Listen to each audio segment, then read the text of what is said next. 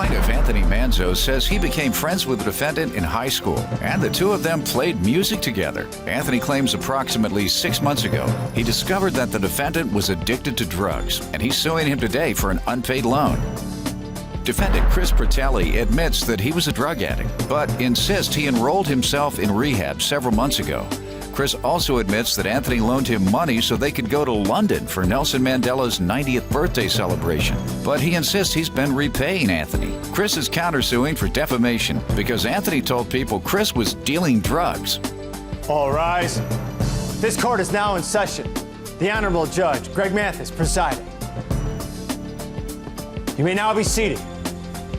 All right, tell me what happened. Well, basically, Your Honor, the reason I'm here today is much bigger than just an unpaid loan and a lawsuit. Basically, Mr. Pratelli recently fell on some hard terms, got into some serious drug use, unfortunately, and... How recently? A few months, about 4 months. Before or after you put $800 in his hand? This was after. Where do you go back to, your friendship? Oh, high school.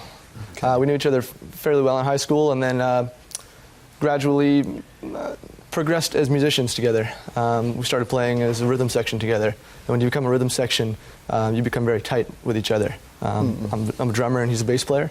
And how recently did you discover he was using drugs? Oh, say 6 months Or addicted to drugs. When? Yeah, 6 months, I'd say. How did you discover that?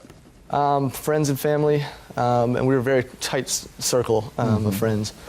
Your Honor? Yes. I think it had to have been before that because I enrolled in rehab myself personally in April of 2009, so had to have been, but you had to have known that a little earlier. So. Well, when did you smoke up his 800? I didn't smoke up his 800. We went to London and we both went there for Nelson Mandela's 90th birthday party, and the $800 was the cost of the airfare that he put on his credit card for both of us. So. Let me allow him to tell me more, and then we can get to the specifics of that loan. So basically, I loaned him the money. I wanted him to attend this concert with me. It was a very special event. When? This was in June of 2008. For Nelson Mandela's birthday? Correct. And did you give him cash, or? No, I placed it on my credit card at the time. All right, and he agreed to pay you back when? Because this occurred in June of 2008. That's correct. The agreement was that he would pay me in increments of $100 per month as soon as we returned from the event, which was in July. I'll let you tell your side. Okay. Which was in July of 2008. And it was increments of $100 up until the loan was paid off. And this was by witness that I made this agreement. Well, the agreement was not of that. At the time that we decided to go on the trip, we had a good mutual friend that hooked us up with the whole Hard Rock package. That's why it was only the airfare to get there. Once we got there, everything was taken care of. At the time, he knew that I didn't have the money to go, nor do I believe that he would have went by himself.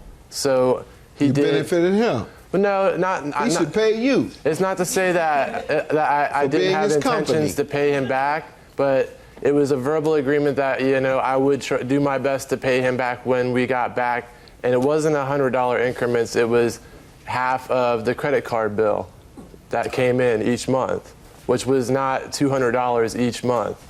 So was it half the credit card bill? No, Your Honor. I do have a statement from my witness that was there at the time. That's it. And who is this person that was there? Was there someone else there? Not that I know of. Jared? You heard him? They're really close best friends. Was he there?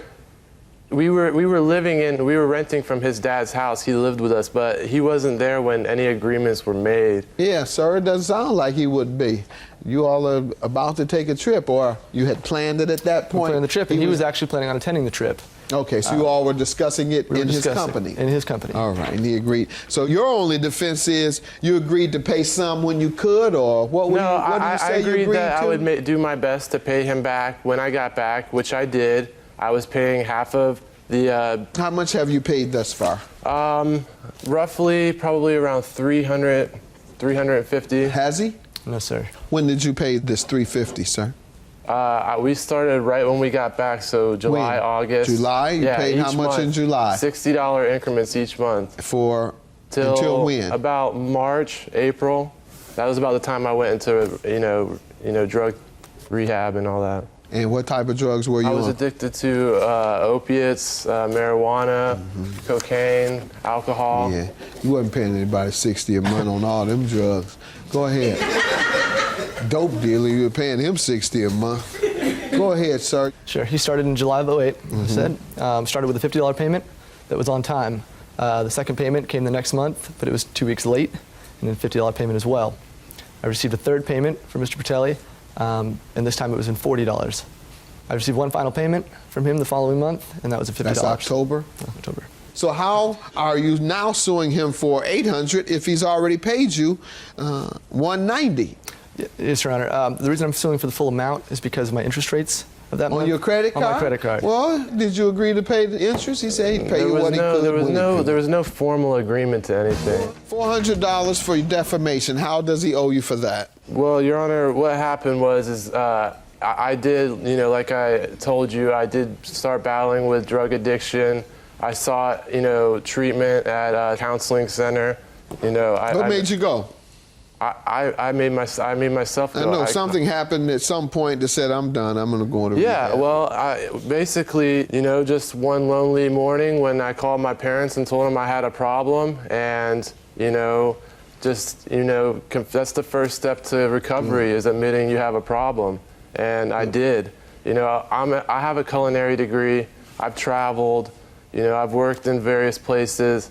It's not like I'm just, some person off the streets that just has been doing drugs all these years. I slipped up in that time in my life. I was playing music, and in that industry comes a lot of drugs, and I admit to that.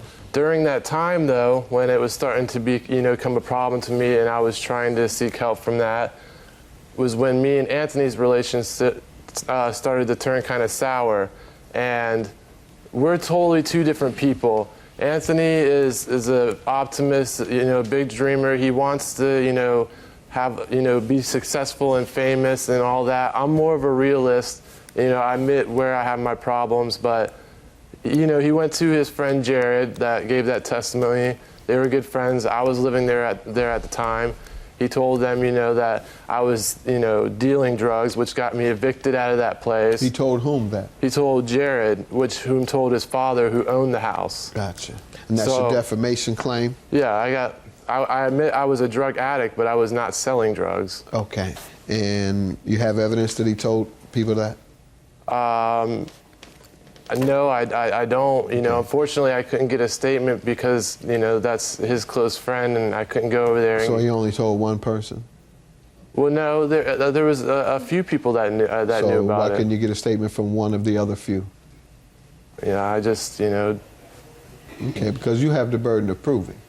I understand. Because he could have said it, and he could have said it based on what he believed. Okay. He may have heard it himself. He may have heard not only is Christopher using drugs to finance his drug use, he sells drugs. How were you financing your drug addiction? Well, I was working. I was playing in a band that was becoming very successful, and we were playing a lot of shows. We were playing House of Blues, Hard Rock. And typically, sir, when you are hanging with drug addicts and you all are rolling together all the time, at some point, you all go in on some dope.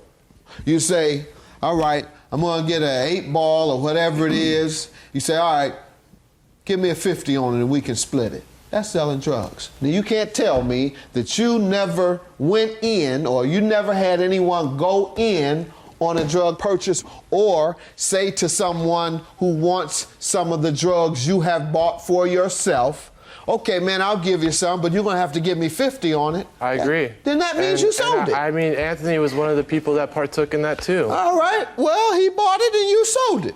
Now, if he partook and you paid your share and you had bought the share that he paid for, you sold it to him. Sir, your judgment I'm going to grant minus the $190 that you admit he's already paid. I'm not convinced that he agreed to pay interest.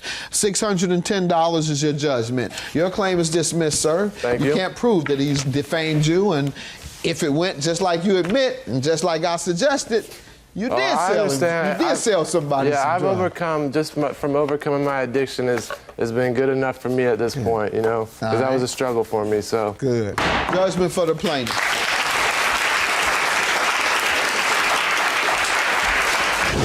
think we'll remain to be friends.